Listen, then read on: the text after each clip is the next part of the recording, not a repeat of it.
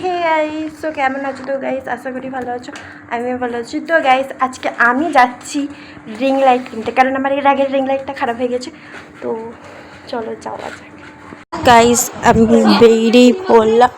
তো আমি এখন যাচ্ছি মগরায়। তো এটা হলো মগরায় বেরিয়েছি। তো তোমরা কে কে এসেছো তো বলবে আমাকে। তো গাইস এখান থেকে এলাম বুবার প্যাম্পাস নিতে। তো আমার বুবা মানে উঠতে পারে না, তো প্যাম্পাস লাগে। তো তো তার জন্য তো এখানে আমি পুরো মগরা ঘুরেছি, কিন্তু রিং লাইটের দোকান পাইনি। তো লাস্ট পর্যন্ত আবার আমি রাজহাটে যাচ্ছি, মানে আমাদের রাজহাট থেকে ব্যান্ডেল যাচ্ছি। তো গাইস অনেক দোকান ঘোরার পর এই দোকানটা থেকে এই রিং লাইটটা নিলাম বড় মতন। অন্য দোকানে গেছিলাম কিন্তু অনেক দাম বলছিল, তারপরে আমি দুটো দোকান ঘুরেছি।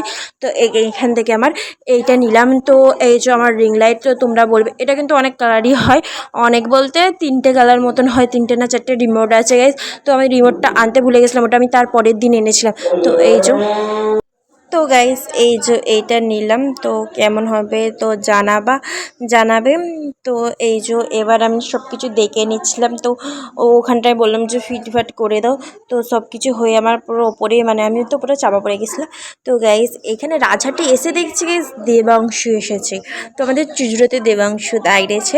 তো আবার সেদিন এসেছিলো, আবার আজকে এসেছে। তো গাইস এখানে দেখবে আমাকে না হাই বলবে। হ্যাঁ, আমার এত ভালো লাগলো। ওই যে ওদের ওই বডিগার্ডগুলো আছে, ও বলছিল।